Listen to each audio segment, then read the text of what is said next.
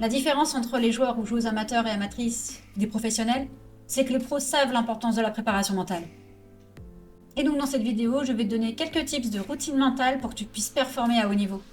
Première étape, visualisation pré-match. Avant chaque partie, tu prends quelques minutes pour fermer les yeux et visualiser le match. Imagine les situations possibles, comment tu vas réagir et quelle stratégie tu vas utiliser. Cette technique permet de conditionner ton esprit à rester calme et concentré face à l'inattendu. Étape 2, affirmation positive. Je sais qu'on dit que c'est la chose à la mode, mais moi j'y crois et je suis persuadée que ça fonctionne. Je l'utilise au quotidien et elle fonctionne. Je l'ai vue utilisée par d'autres et elle fonctionne. On commence ta journée avec des affirmations positives. Par exemple, je suis prêt à être le meilleur sur le serveur aujourd'hui. Ou je saurai être calme et concentré même sous pression. Ces affirmations renforcent ta confiance et préparent ton mental à affronter les défis. Troisième étape, des mini-routines pendant les pauses. Entre les matchs ou les scrims, fais une mini-routine pour te reposer mentalement.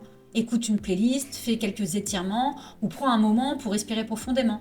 Une petite pause mentale entre les rounds fait toujours la différence, que vous ayez gagné ou que vous ayez perdu.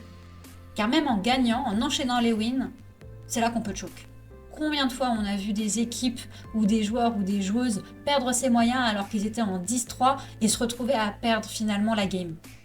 Et enfin, dernière étape, le débrief post-match. Après chaque match, tu prends le temps d'évaluer ce qui a bien fonctionné et ce que tu peux améliorer. Utilise un carnet ou une application pour noter tes réflexions afin de créer un retour d'expérience systématique. Cela va te permettre de savoir aussi les émotions que tu as eues pendant la game.